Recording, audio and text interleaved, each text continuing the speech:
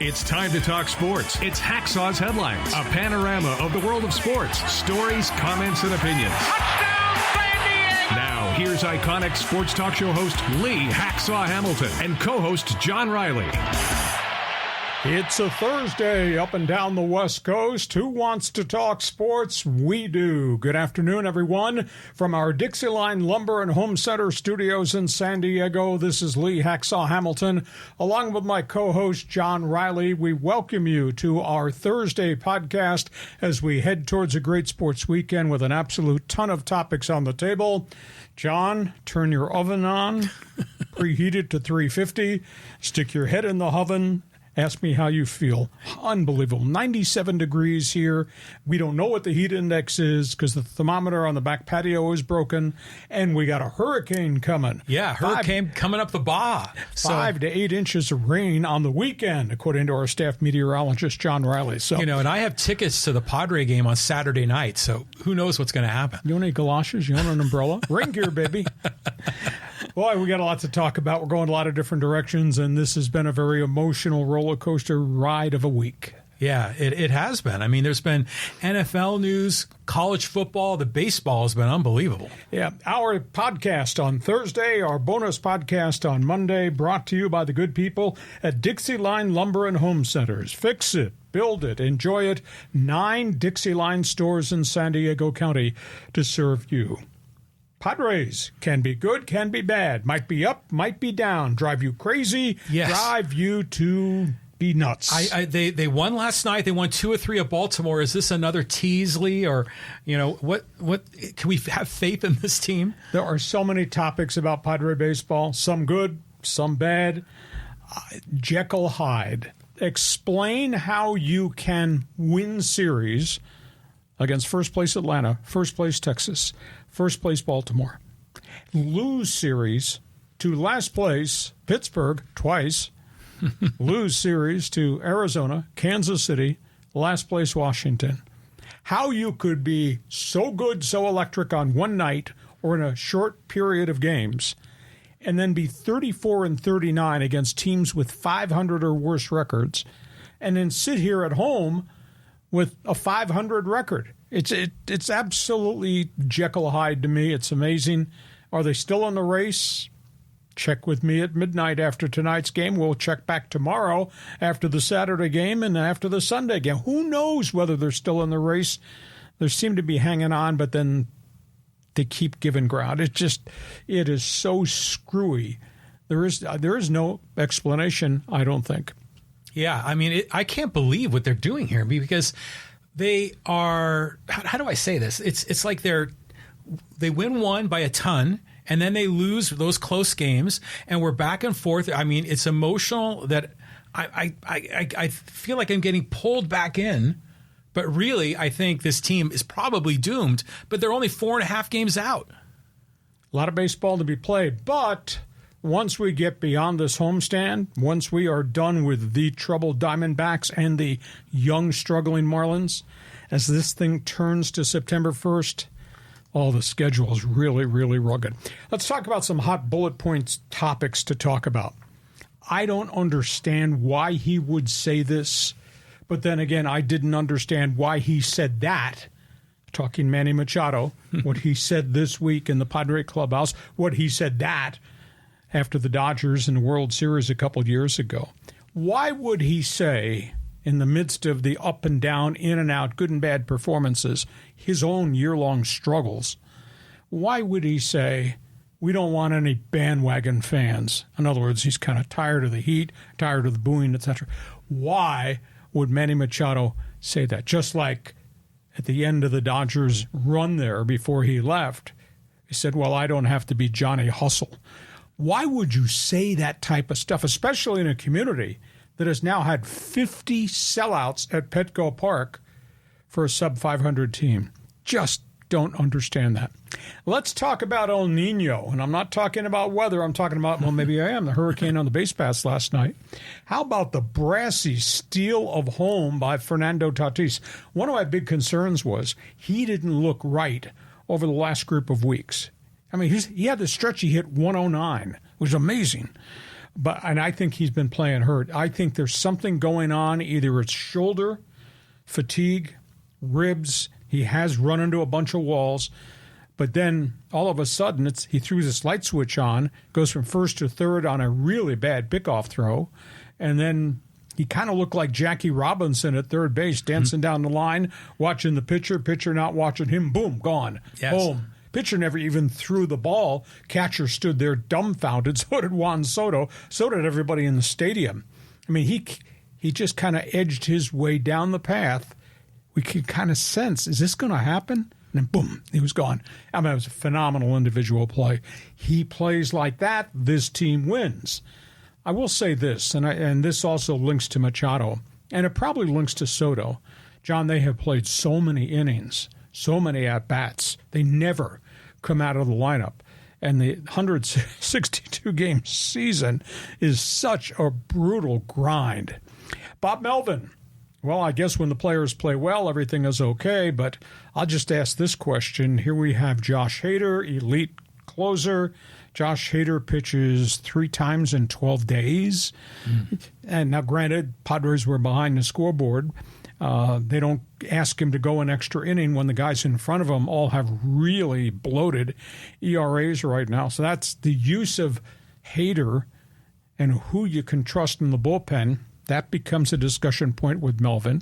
You add into this, we have the kid catcher Luis Campusano. Please explain to me why this kid would have a couple of games where he'd have 4 base hits and not be in the lineup the next night. It's happened 3 times now. How is that possible? I understand you got Gary Sanchez, you're trying to get other guys going, but if the kid's hot, the kid ought to be in the lineup because you're running out of schedule. You need to win games any which way, and your kid catcher comes off a couple of 4-hit games, and he's not in the batting order the next night. And then the fans. I give the fans a lot of credit. They've put up with a lot of negativity and a lot of disappointment. And then there was this lady in the left field upper deck. Holds up a sign. Baseball terminology for DFA means? Release. Designated for? Assignment. Holds up a sign. Yeah. DFA-AJ. Harsh. Okay, it's coming. Fans have spoken. Anyhow, so those are some of the storylines with the Padres. Padres get the Diamondbacks, this 4-game series. Arizona is kind of wheezing. They get Miami in here after that. And then obviously the schedule is going to get tougher. So tell me, Jekyll, Hyde, pick a topic off the table, respond. You're all over the road on me, just like your team. Yeah, this team is unbelievable. So, love TATIS stealing home. Did you feel that energy? Oh. It was like when he was the kid that came up and was a 2019 season, and he was electric and just it changed the whole vibe in the stadium. That's the Fernando we want, and he's smiling and laughing, and it just brings everybody up. And the fans, it brings everybody up. Crazy. He should have run back out of the dugout with the sombrero on. Yeah, exactly. So where is that Fernando? Like, to your point, maybe he's been hurt. He just never seemed like that guy, but man, he flipped a switch, boom. The other comment, that I'll make is about Campusano. I agree with you. He is a really good hitter. And Sanchez had that grand slam, the first one of the year, earlier, a couple of days ago. But it seems like those two are very good at being catcher DH flip-flop because who else you got? I mean, well, you had Choi, but that was for the acquisition. And then you got Garrett Cooper's got a couple of hits, but...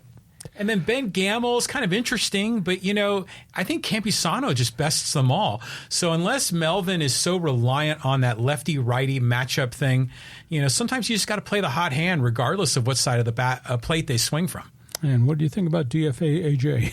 Yeah. Well, everyone's looking for a scapegoat, and I'll tell you what, AJ is no saint. He's made mistakes, but in my opinion, he's made way more good moves than bad. And when you get this all-star roster together and they don't hit, and some of these guys don't pitch, that's not really his fault. I mean, he's put together this ensemble, and meanwhile, the farm system is in the top 10. Did you see that? They just ranked the farm system. So I still think AJ should be safe, but who knows? I mean, the fans are beginning to mutiny right now. That's the second best placard I've ever seen at Petco Park. The first one was your Giants, Barry Bonds. Probably the same woman in left field that held up the placard with hypodermic needle when Bonds came to home plate. This is at the height of the I did not use steroid era. Yeah, well, my favorite sign, it wasn't at Petco. It was at Viejas Arena. It was the Hacksaw Big Head, bouncing around there with the show. Okay, so we go from the Padres storyline to the next team, and there seems to be nothing wrong with this team. Oh, these guys are just rolling. I mean, they're hitting, they're pitching.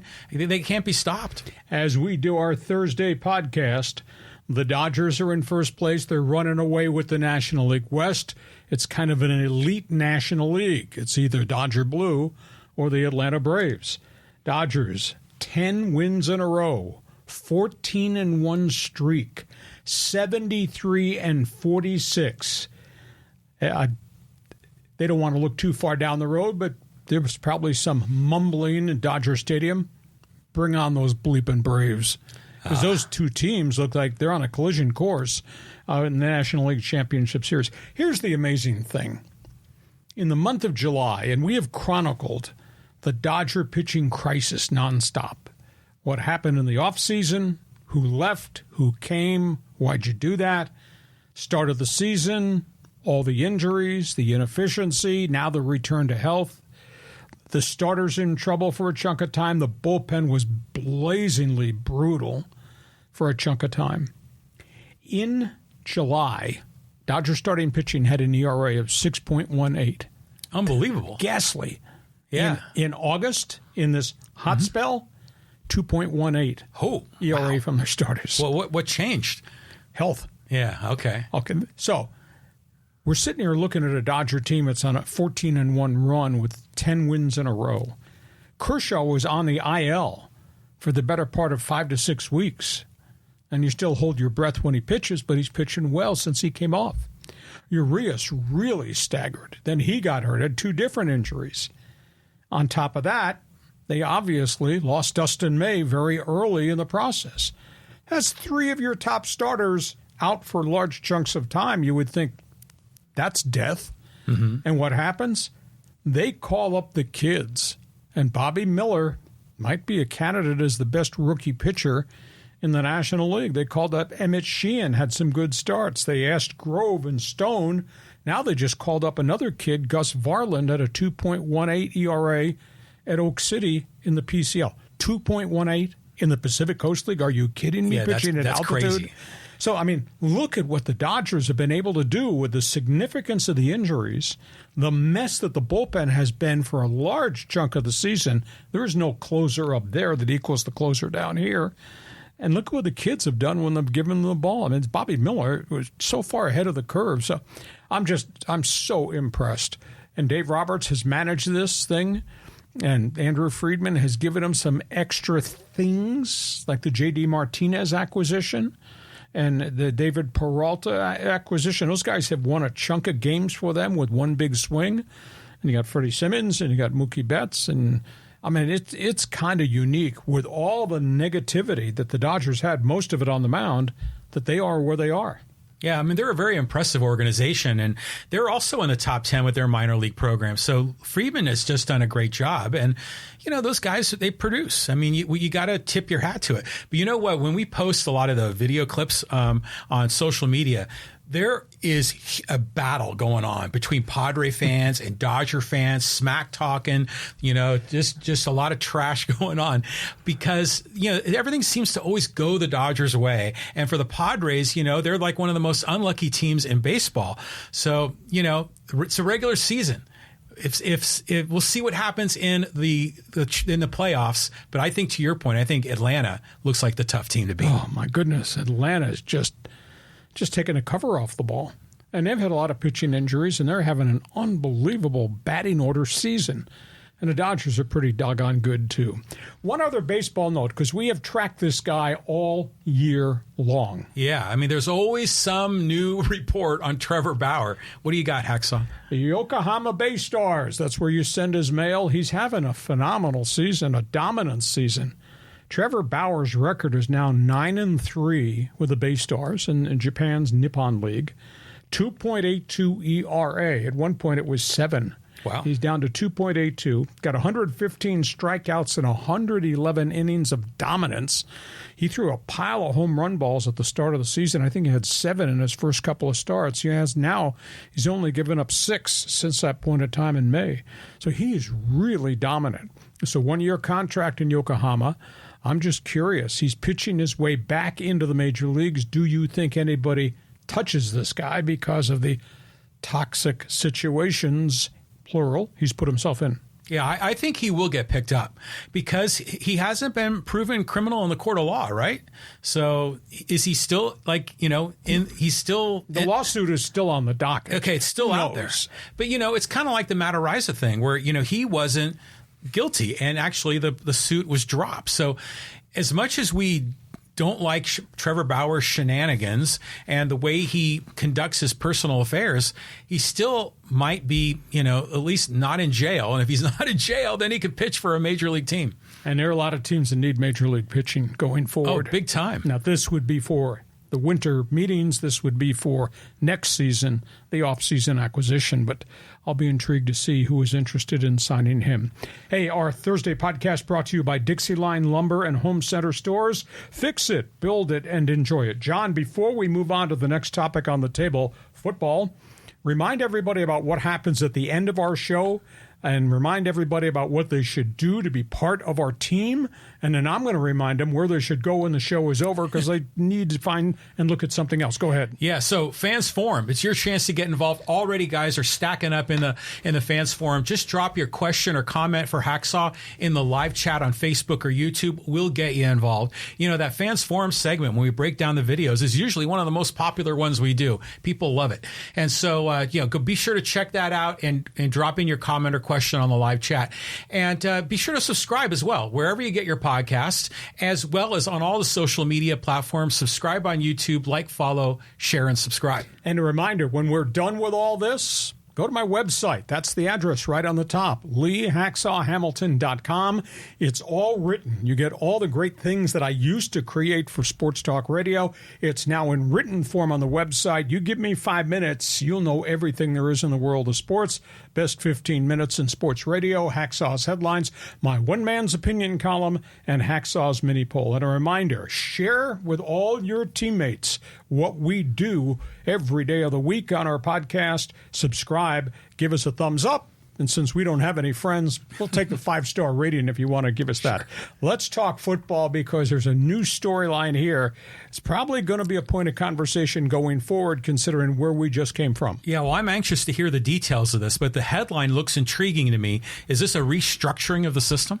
Well, this is what this guy thinks. Trev Alberts was a great player at Nebraska, went to the Indianapolis Colts as a linebacker, got into broadcasting after he retired because of injuries at ESPN. He eventually worked his way back to Lincoln. He's now the director of athletics trying to rebuild Nebraska Cornhusker football. He said over the weekend he thinks there is a new future coming to college football. He doesn't like what he sees. Take a number, get in line behind us. We don't either. He theorizes that college football is going to be full of regrets by the time most of these TV contracts in the next 4 or 5 years come up for renewal. He says it's not good for college athletics across the board. It's not good for college football. He thinks that the TV networks are not going to pay the mega money they have just committed to each of these major conferences. And he said indirectly, you had to read between the lines, you really think Fox and ESPN and CBS and the others want to give $50 million a year to Vanderbilt or to Rutgers or to Maryland or the have-nots and all these major conferences? His theory is what might happen, and it's been rumored out there that there could be some type of super conference. His idea that there'd be a champion super league in college football, and we'll take the creme de la creme of every football conference, take the top 2 or 3, and they form maybe a 25-team super conference just for football. And the networks would then pour all their money in to the super conference pool Might be Michigan, Ohio State, and somebody else in the Big Ten. You know, a whole bunch of the marquee names, obviously, in the SEC. A couple of top ones in the ACC. A couple of big ones in the Big 12. Maybe the leader, whoever is left in whatever the Pac-4 becomes. But it would be a 25-team super conference. Then everybody else's sports, basketball down to the Olympic sports, would spin back to their former conference affiliation. You would play basketball in the ACC. Everybody would play college baseball in the SEC. All your Olympic sports would be what they are on the West Coast and whatever the Pac-4 conference turns out to be.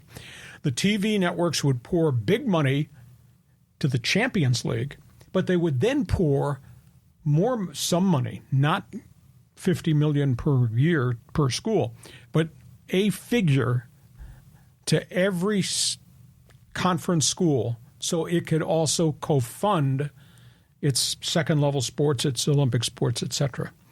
So, I mean, that's his proposal. And he said the TV networks would pile into the Champions League, but the TV networks would also be bidding second-tier contracts, if you will, for everybody in the ACC, for basketball and track and field, whatever those structures are going to be. And he thinks the conferences, without their football programs, have to go back to regionality. And we have to go back to the rivals that we had for 50 to 75 years. And March Madness money would still be there. You know, the prime example would be if the Champions League happened and Georgia and whomever else in the SEC, Alabama, Auburn, maybe. I don't know how you pick them. But they would get the mega contract. But Georgia would also get a second-tier TV contract with money to fund all these other programs. And there'd still be all the March Madness money that would go to the 68 teams and those conferences. So it'd just be funded differently.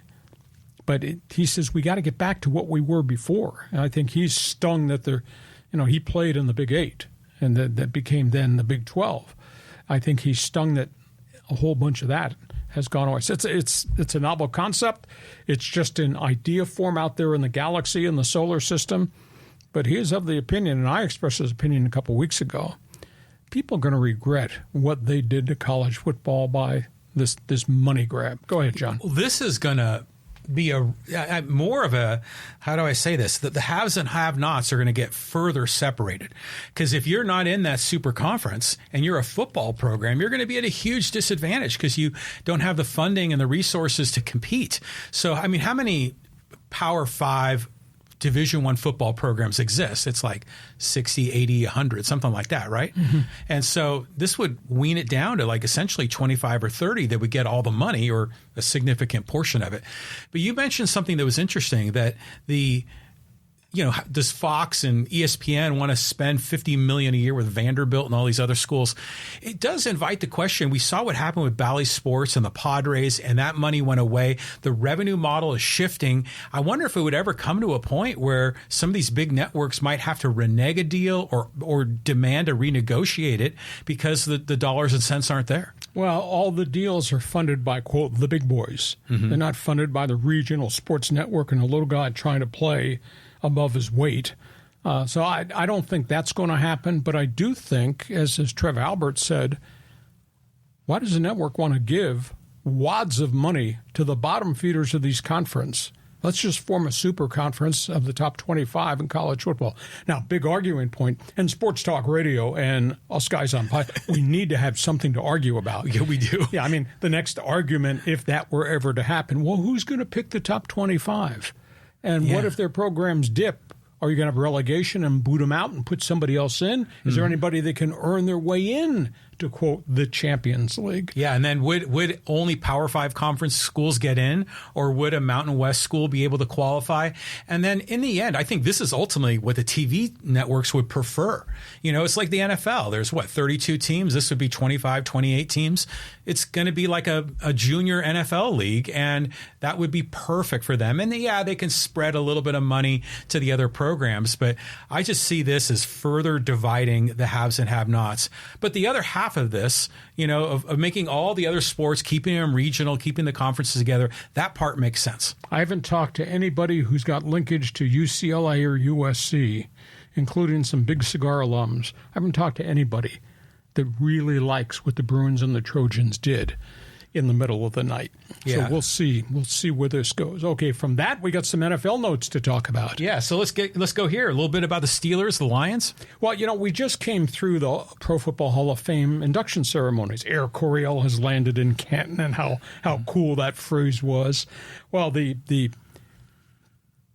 committee that handles coaches and contributors just went through a vote yesterday, and they had a whole laundry list of contributors. That's where Coryell got into the hall from. So they have now voted for 2024. Buddy Parker, 1950s, 1960s, controversial coach, is going to be the representative in the contributor class for the Hall of Fame induction. A little bit surprised because they bypassed Mike Shanahan, who's won a bunch of Super Bowls, Tom Coughlin, who's won a couple, Marty Schottenheimer won 200 games in his career, Robert Kraft, who's created the Patriot Nation Empire. They bypassed a whole bunch of guys. Buddy Parker was an old-school 1950s guy when the Detroit Lions were really good. That was about the last time they were really good. He had Bobby Lane. He had Joe Schmidt. Old-time football fans will remember them. They won 2 championships in the old NFL. They played in the 3rd championship game, and they wound up losing to Cleveland. Then he left Detroit, went to Pittsburgh, and he rebuilt the Steelers, who had been down. The Rooney family didn't always win. They were down forever from the 1930s into the 1960s, and he took Bobby Lane, his quarterback, with him and signed him, and Pittsburgh put together a group of good years, and he eventually left, and here came Chuck Noll, and then the rest is history. So Buddy Parker, different guy, but it sure had impact in 2 cities that have been down for a long period of time. So he has now been voted in to go to the Pro Football Hall of Fame posthumously, just like Eric Coryell did as a contributor to the league. Yeah, well, I don't know much about this guy at all, but I do know that the Lions were dominant in the 1950s. So if he was the architect of that, then yeah, he probably might be deserving. Was there something unique about the way he coached or his offensive game plan that made him special? Well, he was down the field. Bobby Lane was a Texas quarterback gambler. Just down the field, throw the freaking football, power running backs. And he took a bunch of the Detroit guys with him at that point in time as Detroit went into transition. Buddy Parker wound up in Pittsburgh, and Bobby Lane's there with John Henry Johnson and a guy by the name of Buddy Dial, a wide receiver, just chucking the ball down the field. So he was different. He did not have the massive impact that Eric Coryell had with his tree of coaches and his pages out of his playbook that everybody took. But Buddy Parker, for that short period of time, his record, I think, was 107, 76, and 9. And that was in an era where you had the New York Football Giants and Paul Brown in Cleveland that kind of owned and dominated the league, and Buddy Parker did a pretty good job. Okay, so we go from coaching. Let's talk about this favorite conversation. Running backs, where do they fit? Yeah, we talked a little bit about Ezekiel Elliott last time, so there have been some updates? Well, the updates are that 2 of the big names who are still on a street corner are now in camp and might even play this weekend. Ezekiel Elliott, the legendary Dallas Cowboy, who many thought might go back to the Star on a reduced contract, instead winds up going to a team that needs him. And he's going to make a big impact, I think, in New England. I think Zeke running it, and that's the history of Belichick, as power ball. Then you get the quarterback to make plays. Ezekiel, I still think, has got gas left in the tank. He's only 28. He's had only one major injury. So Zeke is in New England. That's a pretty good acquisition. Fairly affordable contract. They had cap space. It'll wind up being, if Zeke has a Zeke year, it's going to wind up being 1 year about $8 million. Dalvin Cook, and I just don't understand what they're doing in Minnesota, why they let this guy go. But Dalvin Cook has now joined the New York Jets, and he teams up with Aaron Rodgers and the new wide receiver, Alan Lazard, and all the new pieces and all the healthy pieces in the offensive front. And he can run it, and he can catch it. And his deal, he took a pay cut to go to the Jets, but the guy, he's still got time left on his clock to punch in. He might have a 1,500, 1,800 all-purpose yard season because that's the kind of numbers he rang up with Kirk Cousins in Minnesota. Still out on the street corner, Josh Jacobs. This Raiders situation's not moving at all, not getting any better. He refuses to sign the franchise tag. They offered him a one-year deal worth $13 million to come in, which was above the $10 million franchise tag. He said no. So, I mean, a rumor mill around the league, and I find it hard to believe the Raiders would lift the franchise tag. Go ahead. You're a free agent. You leave. You're not going to get this money anywhere else, and get started late in the calendar. I mean, I think it's a stupid move. The last big-time producing running back that did this kind of junk was Le'Veon Bell, Pittsburgh Steelers, who had a group of really good years running the ball, catching the ball, and then he got involved in a contract dispute. And if you're not going to pay me, I'm not going to play here. I'm going to sit out. Well, he sat out. He finally came back with a year's rust on him. He was never, ever the same, and now he's out of the NFL. Last we saw doing mixed martial arts fights and getting knocked out in a ring. Yeah, I mean, so don't give up your career and walk away thinking I can stand and I can change the NFL. You can't. The Jacobs thing. He was a high pick out of Alabama.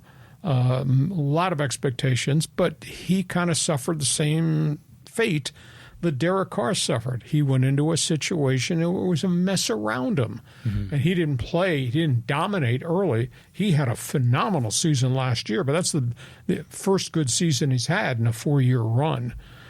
So I don't know how they're going to solve it. I mean, I think the Raiders would be stupid to just lift the tag and let him walk. But he's stupid if he doesn't come back for the $13 million they offered. I understand they're angry. They want multi-year deals for the security. What happens if I get hurt? But, come back and prove yourself. And you can come back. Yeah, I mean, if you want to bet on yourself, that's fine. You come back and say, I'll come back and play for the 13, but you have to put a clause in the contract. You can't franchise tag me next season. Yeah. I go on the open market. That's the way you solve it. Mm-hmm. But neither side's willing to give an inch. What do you think of Dalvin Cook going to the Jets with Aaron Rodgers? Oh, well, because he's ideal for that. Mm-hmm. I mean, Rodgers throws down the field. Rodgers throws out in the flat. That's where the running back is. This guy runs. He's fast. He's dart dash, physical.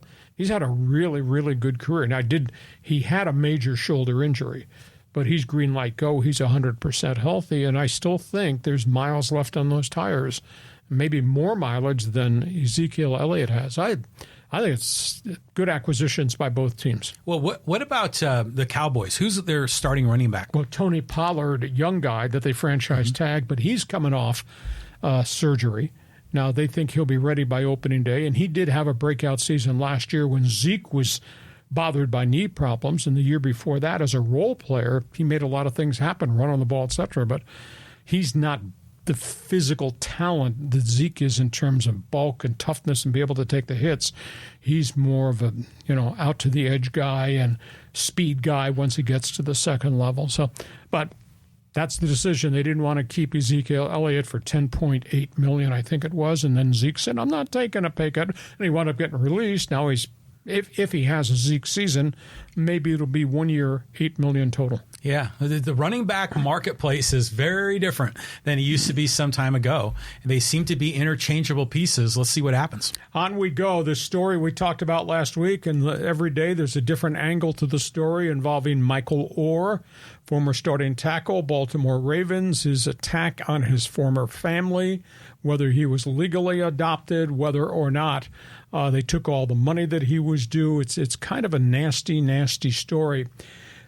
Michael Orr, a week ago, filed a lawsuit against the family, the Toohey family of Memphis. If you ever saw the movie The Blind Side, it's a great football movie. It's quite a story. There's some Hollywood theatrics that are part of the movie that might not be part of the real story about Michael Orr. But the Pro Bowl tackle who played 9 years, I think he made $58 million for the Ravens and Carolina. A really nice career out of Ole Miss, and it's a heartwarming story if you watch the movie and you believe most of what's in the movie. That this family, the Sean Toohey family of Memphis, adopted him or brought him in or saved him. came from a family of 11 kids and no father, and the mother was a drug addict, etc. I mean, it's a heartwarming story of what he became as a person academically, an honor student, once he got guidance, what he became as a great football player, what he did at Ole Miss and went on to do in the NFL. But out of nowhere, he goes public and says, they never adopted me. They had me sign a conservatorship in which they could control my marketing money. I didn't know what I was signing, and the lawyer that gave me the directions to sign was a family friend of the Tui family. So he's really in a rage about the situation. Well, the family responded at midweek on Tuesday and Wednesday and said, this is all a pack of lies. This is him attempting to make a money grab. And by the way, what he didn't tell you was that he told us if we did not give him $15 million, that he was going to smear our family name. And then obviously he went public with the lawsuit. So it'll be interesting to see if they settle out of court. The family has already said, we will revoke the conservatorship. He can have his marketing rights. And Sean Tui's wife said, we gave each of the kids equal shares of money from the TV film, including him, plus the son and the daughter who are part of that family. I don't know what's fact or fiction. It's too bad it's kind of ended up this way. It is a hell of a movie. If you've never seen it, it's a great story. It's heartwarming. Go ahead. Yeah, it was a great movie. I really enjoyed it, and it's sad to see this play out. But, there's a lot of people that are attacking, how do you say Orr? I was going to say Olin, but there's a lot of people attacking Orr, saying, "Oh, he's broke. That's why he wants the money." I just don't get it. It seems like it's blaming the victim. But if he was trying to blackmail the family, then that's a whole other angle. There's a lot going on here. Yeah, and the family said they used the word extortion. Yeah, it's kind of nasty. We'll see where the story goes, but that's the update there. Hey, we get to halftime, and a reminder, right at the end of the show, we'll be dipping back into Fans Forum, giving you the opportunity to ask us questions. We'll give you a ton of answers. Our podcast brought to you by Dixie Line. Get summer projects, get savings at Dixie Line Lumber and Home Center stores. Whether it's power tools, whether it's paint, doors, windows, decking, outdoor lighting, patio furniture, and more, it's all at Dixie Line Lumber. And check out the great monthly promotions at DixieLine.com. Dixie Line, fix it, build it, and enjoy it. John, we come out of halftime and we go to the NBA. Camps won't open for another couple of weeks. But, boy, there's some unsolved situations in pro basketball. Yeah, this James Harden story just keeps unfolding. What's the latest? Well, now the NBA union has kind of gotten involved or been dragged into this thing. James Harden last week attacked the general manager in Philadelphia, Daryl Morey. He had played for Morey in Houston. Called him a liar, said he would never, ever come to camp and wear the Sixer uniform again. You know, he's insinuated that Daryl Morey, the GM, told him, if you pick up the final year of your contract and an option for $36 million, we will either trade you or we will give you a contract extension. So James Harden opted in to stay for this coming season. Now, the 76ers say there is no trade. NBA reporters are indicating that they're asking 4 or 5 for 1 to get him to the LA Clippers. Clippers won't pay that price. You also got a history here of Harden who did this before, and that's a big issue. He did this in Houston. He talked his way out of Houston, forced a trade. He did this in Brooklyn, which was a bloody disaster, and now he's done it again in Philadelphia. I think about James Harden, I think about Kyrie Irving and all that junk. Mm-hmm. So that's a big issue, that the reputation precedes him. Now we find out the union has confirmed, because James Harden has 1 more year left on his contract. If he doesn't come to camp, if he sits out 30 days, that contract tolls into next year. Oh. He would still owe Philadelphia the final year of the contract at $36 million. So then it begs the question, why would you even torch your general manager if your whole plan is to get moved? Why would you go public and burn this relationship to the ground with Daryl Morey? Now, Morey says, he's my player. you owe me 1 year on this contract. You better be in camp. And now the union may have to invoke a $150,000 fine on James Harden, although when you're making $36 million, $1.50 is nickels and dimes, because there's a new part of the collective bargaining agreement. You can't go public demand a trade and tell the public what team you want to get traded to. Yeah. So all of a sudden he's got all this other stuff. And to make the situation worse, Daryl Morey watched as it disintegrated in Philadelphia last year. We're not giving him a max contract, giving him 5 more years at $50 million per season at his age, 36 or so, declining skills. We got this personality issue on top of it. We got his baggage. No max contract. And they have made no gains at all about talking about any type of contract upgrade, and there's no trade to the LA Clippers. So he might be handling bags down at the airport in Philadelphia next. Why would he do this? Yeah, I mean, he's just self-destructing is what he's doing. And it makes you wonder about, he just never seems to be happy. I mean, what kind of a teammate must he be? He probably gets on the nerves of a lot of his teammates. As long as he has the ball. Yeah.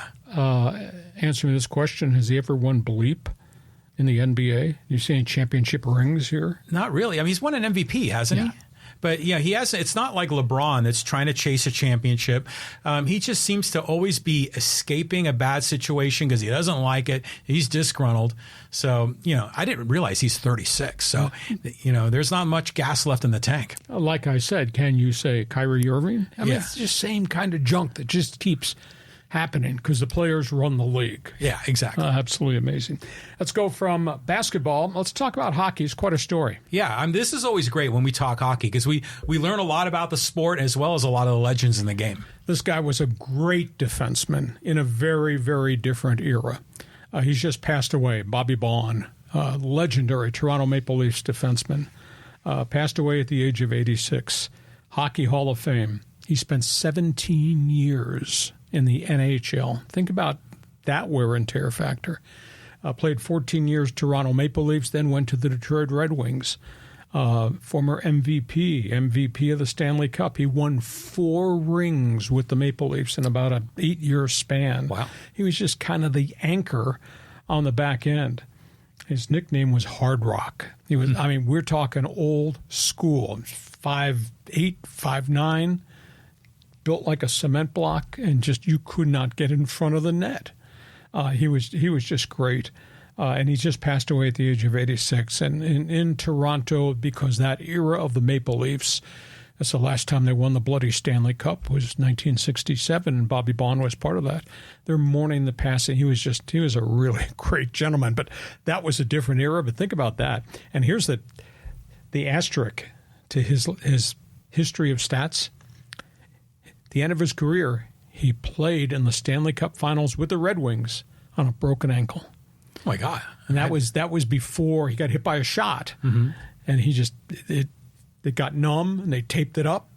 He played the whole series with a fractured ankle, never came out of the lineup, and they were real men back then. Yeah, well, they were real men, and they didn't wear much protective gear either.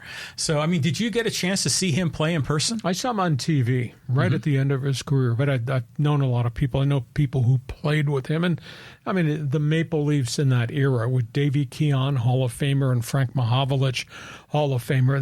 They were a great, great team, but boy, he was old school. Old school, baby. But I just love seeing like these guys from a different era, and they're stud athletes, but just back in their day.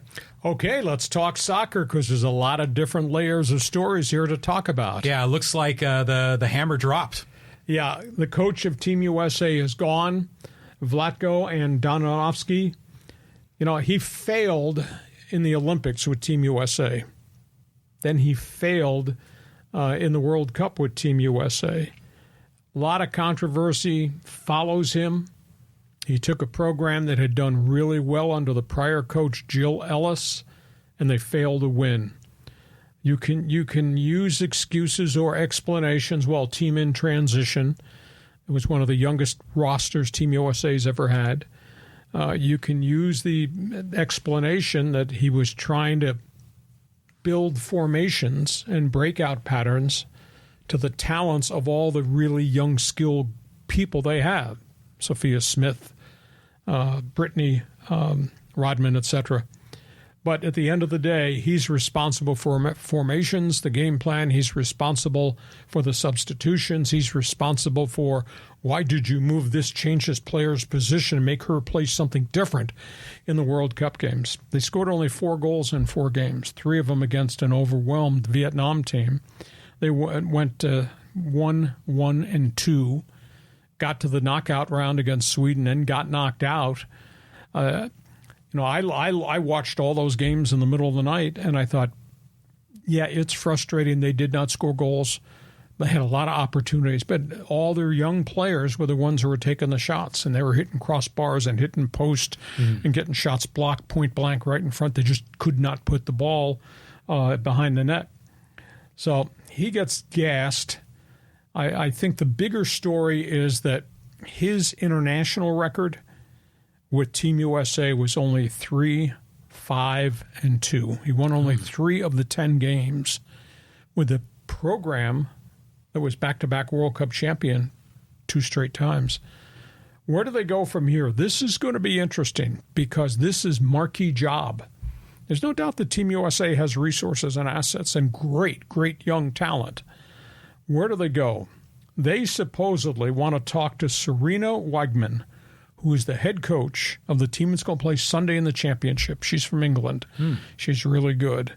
The English Federation says, no, she has a contract through 2025. We're not going to let you talk to her. There's talk about the coach that put Team Canada into the knockout round, and then they finally got eliminated. Bev Priestman. She's done a really good job with virtually no resources at all.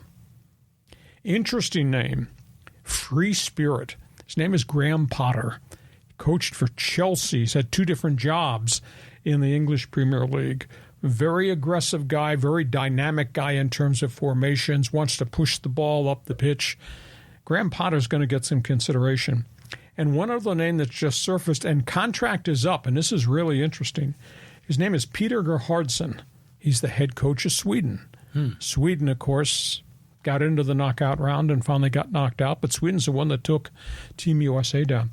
It's a marquee job, and there'll be a lot more names that will surface. The head coach from England, Wigman, is really, really good. So they'll probably do something different, but I don't think the cupboard is empty by any stretch. I do think they need a different personality and a different leader, and whether that's an American or whether that's a Euro, they just have to build a program that's going to play to the Sophia Smiths and the Rodmans of the world, because all these girls are going to come back without maybe 2 or 3 of the great veterans who have now retired. Yeah, well, I think we expected this to happen because this is what always happens in the World Cup. It's like the Black Monday, the day after they get jettisoned. But it's interesting that you brought up a lot of alternative coaches that are already national coaches. It makes you wonder, what about some of the professional coaches here in the United States, or even some of the top collegiate coaches? Is this like way above their pay grade? No, not really. There's a coach by the name of Jesse March. I think it was with New York Red Bull and also coached in the English League. There's a coach in Colorado in MLS that I think is going to get some consideration too. But when you have a chance to get a marquee coach from a World Cup program that has all that experience, has been there, built it, and done it, I think you make a run. And there's no doubt that, Team USA's got a lot more resources to make available than they do in England or Hungary or Poland or wherever else. So that'll be fascinating. The hire's not going to come in the next 15 minutes, I guarantee you that. So it was time, and I usually don't call for coaches to be fired, but I just did not understand what Vlatko was doing with first of all, substitution patterns, and then moving people around at midfield and at fullback, which made no sense to me, and why you're not starting some people and you're bringing them off the bench, and why some games you didn't bring anybody off the bench when you obviously needed a boost. I mean, you go 4 games and score only 4 goals with the defending champion. Not good. Yeah, there was a lot of criticism thrown around, for sure. So, yeah, turn the page. Let's see what's next. Okay, and what is next is going to come at 3 o'clock Sunday morning, our time. This is going to be cool.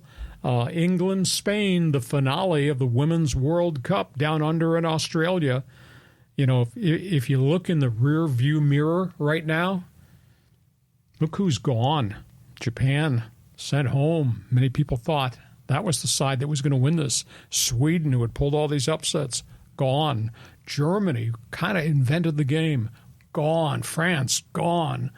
End of the day, root for England. For them to get where they have gotten is absolutely stunning. They have 3 of their top goal scorers have been out with knee injuries, and England is still going to play on Sundays. I mean, proof in the pudding, what Serena Wagman has done as a head coach in England, fascinating considering how many they lost. And they dominated their semifinal game. Shots on goal, it was just absolutely stunning. So England, Spain, 3 o'clock, end of the World Cup. I'm rooting for England because I like everybody in London. Yeah. Isn't it neat, too, when two nations face off that historically used to be at war with each other centuries ago, and now they're facing off in the finals. But let me ask you, Lee, do you know that do the people in England and in London, or even the people in Madrid and Spain, are they fired up for this? Are they as excited for the Women's World Cup as they are for the men? The common thought is that the pubs will not close on Sunday night. They'll just transition into Sunday morning. Okay. And watch the game. Yeah, obviously the English Premier League it just started. The season just started, and that grabs all the attention. But for this 3-hour window on Sunday, yeah, everybody will be watching and rooting for the Lioness. Yeah, right on. They beat the Matildas. They beat Australia, in which was a real surprise because everybody in that stadium was rooting for the Aussies. So it's been great. So we have covered a lot of topics on the table. Time now to peek inside Fans Forum, brought to you by Dixie Line.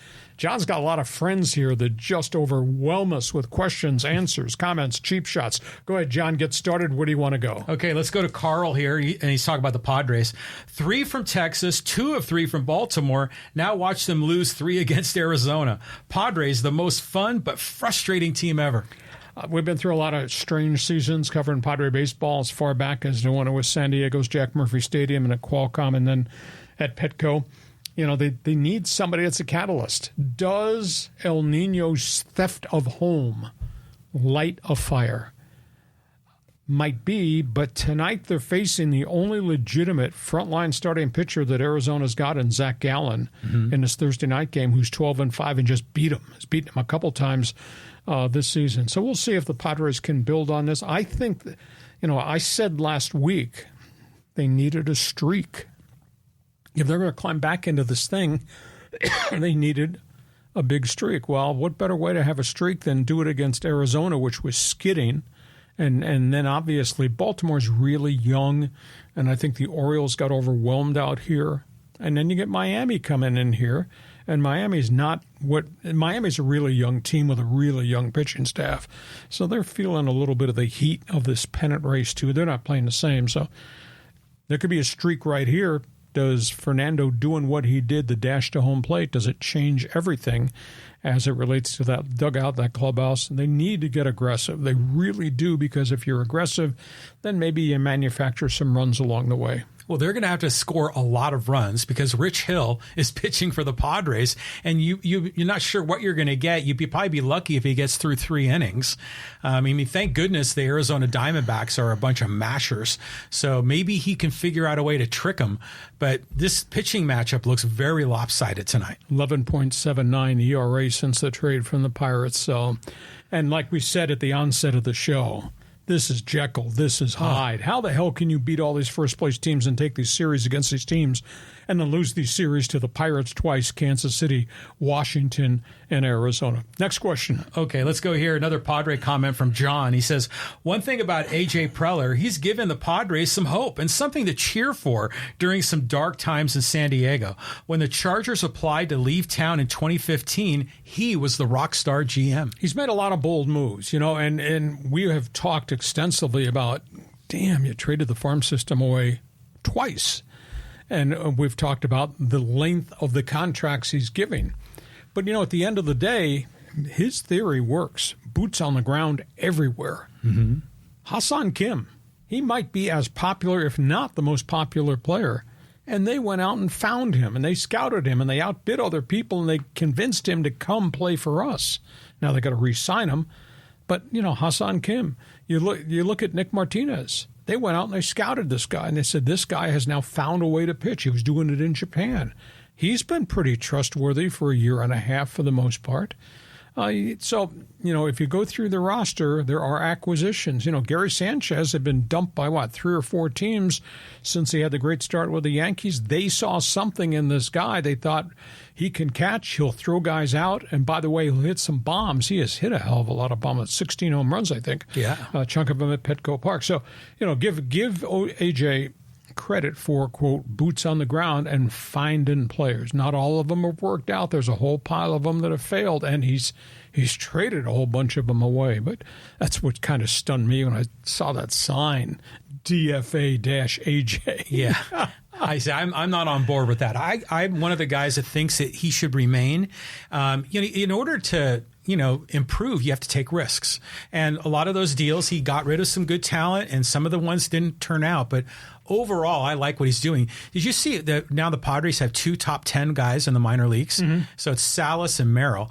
And now they've been playing Merrill on every one of the infield positions and in the corner outfield. So he might be coming up here pretty quick, maybe next year, right? There's no doubt that further down the farm system, from Fort Wayne through San Antonio back to Lake Elsinore, there's probably 8 or 9 kids that are doing really well. Only thing I'll caution you, because we've always been dragged into this trap of, my God, look at what this guy's doing. Well, that's 3,000 miles away from being in the major leagues at Petco Park, and not a lot of them have gotten there and, quote, done it. But they've stockpiled a lot of kids at the lower end of the farm system, so there's this next wave. Some might get here within a year and a half. There'll be more coming. And they're going to need it because these guys are going to have a lot of mileage on them. I don't know where Yu Darvish is going to be in 15 months, and who knows whether Blake Snell comes back. And, Manny's Manny and Bogart's, and they got some of those guys are going to have a significant amount of age. So the next wave is there, which means that AJ has done a good job finding more talent, but they're not deliverable at Petco Park a week from Friday, I guarantee you that. Yeah, they have a ways to go. Next question here. This is from Joey.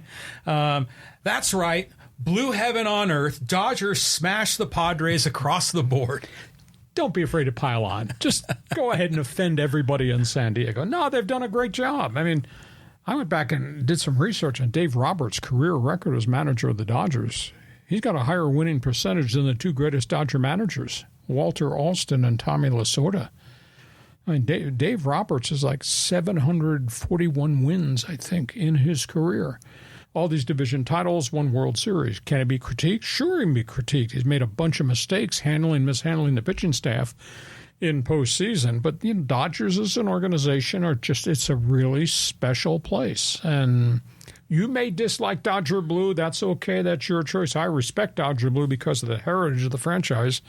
Back to when I was a little kid, that was the first major league game my dad ever took me to see, the Dodgers against the old St. Louis Cardinals at Ebbets Field. I didn't like the Dodgers, but as I came out here and I worked more and I interacted with everybody in baseball, I really respect the organization. I think they do a phenomenal job, and they spend money, and they've always spent money, and they've always drawn 4 million fans, and Dodger Stadium's kind of a unique place. We got a great situation here with this owner, that ballpark, the gas lamp quarter, the prices of tequila that you had last Friday. So, I mean, we got a great thing going here, too. But let's, respect the Dodgers, and the flip side, respect what the Padres have become for this short window. Yeah, I started following baseball as a youngster in the early 70s, growing up as a Giants fan.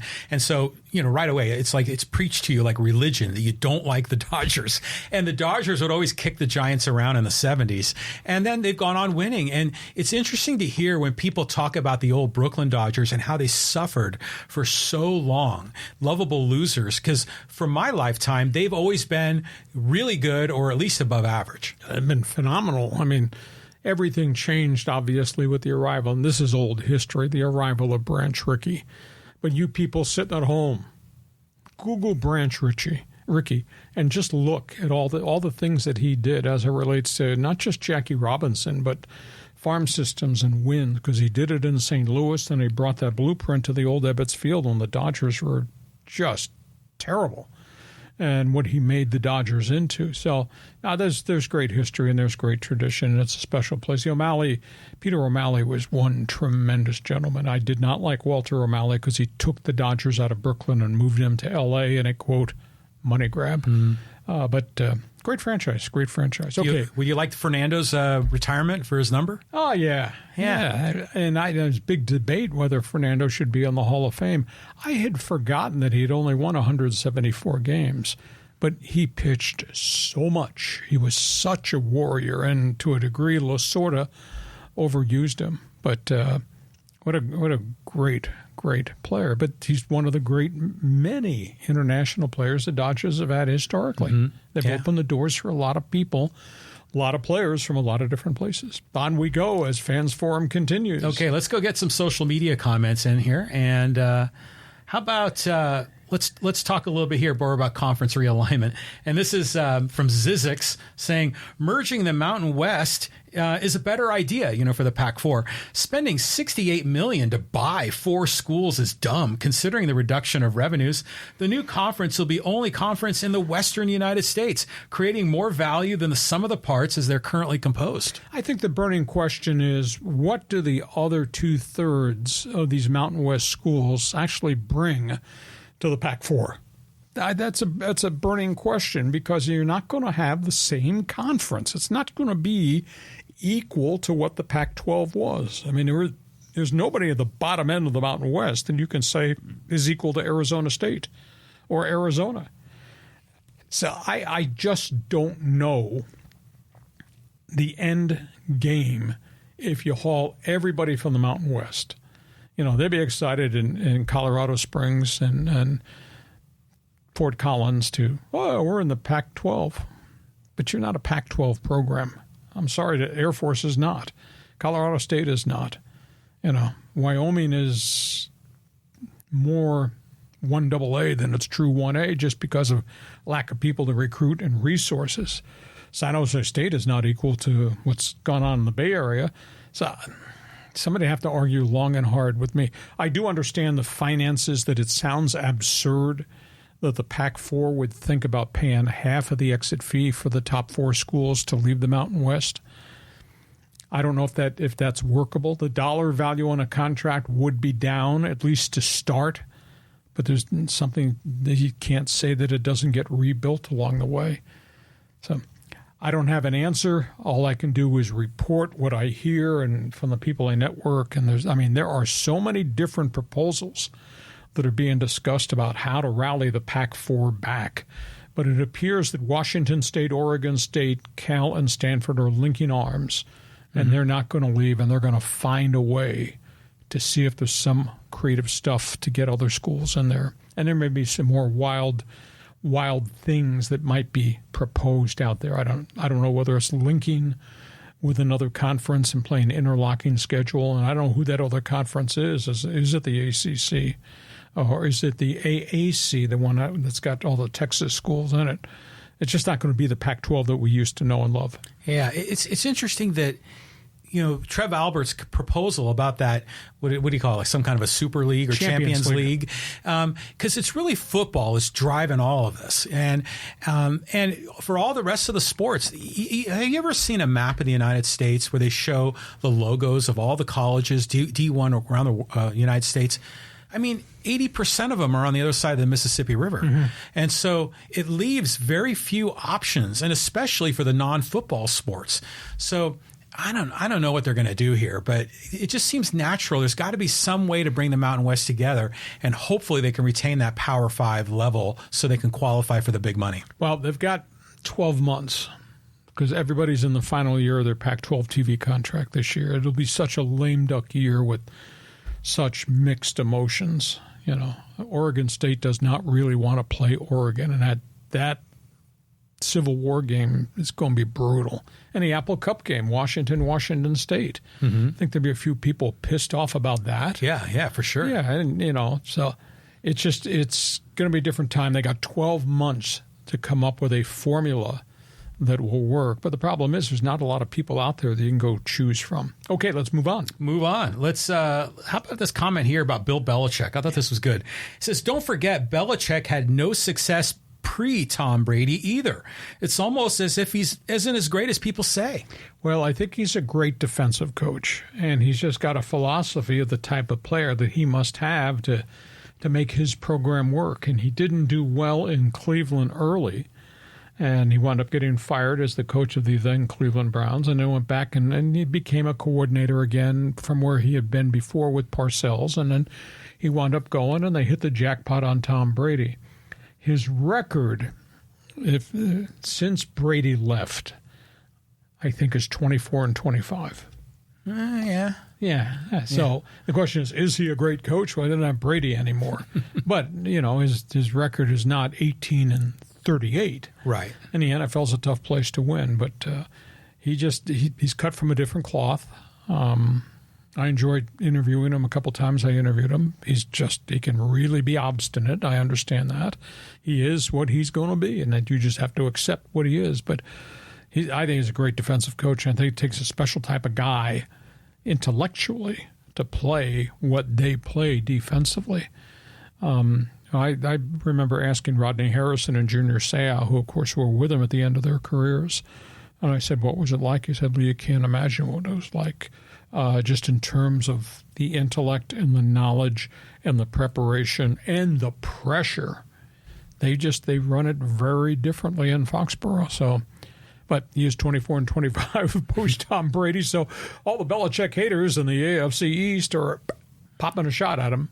Well, I mean, he must have always been a bright light, right? Because he had the opportunity to be the head coach with Cleveland and with the Jets, right? Mm-hmm. So he's had all these opportunities, and finally he got the players to make it work. But he just seems like a curmudgeon to me, And he still wears the ripped sweatshirt, and he has those one-word answer press conferences, and he's a character. Yeah, his dad was a coach at Navy, and that's where he came out of, that environment. And he went to small Ivy League type schools in New England. So he's a really smart guy. But he's 24-25 without Tom Brady, and everybody in Buffalo now they're paying him back for decades of anger and anguish. And Aaron Rodgers and the Jets are going to try to do the same doggone thing. And Miami wants to repay a few loans too in Foxborough. So. Things have been tough. Couple questions. Go ahead. Fire Okay, here we go. Let's. This is a comment that we were talking about before about Congress getting involved with college sports, and it says Congress has never fixed anything. Makes matters worse. Do what Europe does. Take sports out of college control. Make them private entity club sports with their own private governing body. Let colleges be about education. The clubs can be associated with colleges for extracurricular activities and college spirit. This will never happen because it's always about the money. Is he allowed to drink before he sends us those questions? It's a nice concept. It would never, ever happen. There'd be a revolt in America over that if you tried to change college football. But this thing is so out of control. And I think this new structure of what has been proposed with Joe Manchin from West Virginia and Tommy Tuberville, the former coach, who's now in Mississippi. I think the structure of this new NIL is going to be put in place, and Congress is going to give the NCAA antitrust exemptions, which allows them to run this thing very differently. So I think the transfer portal is going to change within a year, and I bet a year from now, as we do our podcast, you're going to see some changes also in the structure of how the NIL operates, and everybody will play by the same rule book. There's a ton of money that's being shelled out at Texas A&M and at Florida and some of these ACC places like Clemson or Georgia. Everybody's going to operate with the same pool of money in terms of distribution, and that'll be part of the new congressional NCAA blueprint that they're working on right now. Because what we have right now, I think, is destructive. Look at the end result. Look at where we've gone in the last 2 years in college athletics. Look at where we are now in the last 2 weeks since Black Friday in the Pac-12. just think of all the fires that are out there that have to be put out. Yeah. I mean, you've got the conference realignment, you've got these big media deals and all the money, you've got the NIL, you've got the transfer portal, you've got players that are involved in gambling. It's insane. It's like they can't. Ideally, you'd like to fix one at a time, but they're going to have figure out maybe a comprehensive solution. I still think it's hilarious that Congress is going to, quote, solve the problem by creating a monopoly for them, which is usually you hear a lot of those people in D.C. going against monopolies. Shall be fascinating, but I do believe there will be a new blueprint that will be put in place. You got one more you want to fire away here? Okay, let's take this Aztec comment. It's kind of brutal, but this is about comment about the program this year. Every coach went through COVID, so no excuses. This team is manure and soon off to the FCS because they thought they were elite, and now no conference wants their drama. Oh, my goodness. Just feel free to pile on Brady Hoke. That's okay. I think last year was a one-off. I think he's learned some things about dealing with crisis situations. But, you know, and I thought often about this, and we'll have this another topic another time. You think about how hard it was to be a director of athletics for J.D. Wicker, how hard it has been on Brady. With the COVID mess, the fact that they had to go on the road for 2 full years to play all road games and nobody followed them. Then all of a sudden they get ambushed by the NIL. And the true reality is they don't have the money to compete for recruits in the NIL any longer, not to the dimensions that Pac-4 or Big 12, obviously SEC, the kind of money that they're shoveling at guys. And because of the lack of leadership from the NCAA, players are getting tampered with. That's how they lost their NFL tackle, Josh Simmons, who winds up going to Ohio State. So they've come through a lot of adversity. And, you know, the COVID testing thing, you could go to bed with a team and wake up the next morning and half your team would be sick and test positive. And they went through some of that trauma. And I understand that a lot of other people did too. So they've had a real tough run. And the community has just kind of stepped back. I mean, it is stunning. Their opening game is against Ohio U. There are 11,000 unsold tickets in that shiny new stadium, have been not sold. And the community has not put its arms around the football program like it has the basketball program, which stuns me because they play a great home schedule. Holy cow. They're going to be a player in the conference if this quarterback is what I think this quarterback is, and Brady's got all these players playing his defense, which is so radically different. I think they'll have a bounce-back season, but it's not the Pac-12, and it's not the big time. It is, quote, group of 5. But that doesn't mean it can't be good, does it? And they have been good for such an long period of time. And what Brady did to flip it, what Rocky Long did to push it on, what Brady did getting back here is different than it had been done forever, going all the way back to the odd good years they had with Al Luginbill, and prior to that, obviously, with Claude Gilbert and Don Coryell. So it is what it is. I think it's a good conference. I like the coaches. They got good kids in the program. They don't have a big criminal element of problems there, despite what happened to the punt god, Matt Arise, and the bad decision he made. And they have a new stadium, and their leadership has really come through some really, really tough times. So I'm signing the memo that these are honorable guys, support them. Yeah, well, remember when, to your point, you said when Rocky Long was there and the program was growing, this is before COVID, before they were playing in Carson. That was the one city, one team. That was their big theme. And, boy, you could feel the community starting to kind of come, to support them. But they were still playing at the old Qualcomm Stadium, and, that place was like a funky shell. It never felt right. I'm of the opinion that if they can start winning again, then in this new stadium, I think they can light a fire there, because I think we're hungry for football in San Diego. We're hungry for a champion. We're already on board with the basketball program. So there's an opportunity here that I think Brady Hoke and his guys can really strike gold if they have a great year this year. And if they get dragged into the Pac-12 or the Pac-4, whatever the expansion league is called, it'll be kind of cool because that'll be a new experience. But they got to win this season. Hey, we hope you've enjoyed our Thursday podcast brought to you by Dixie Line Lumber and Home Centers. Fix it, build it, you will enjoy it. We thank you for being part of our get-together. John, have yourself a great sports weekend. I hope we're talking about the team being back in the wild card race for sure by the time we get together with the Bonus Monday coverage. Yeah, let's get out the brooms and hope for a sweep.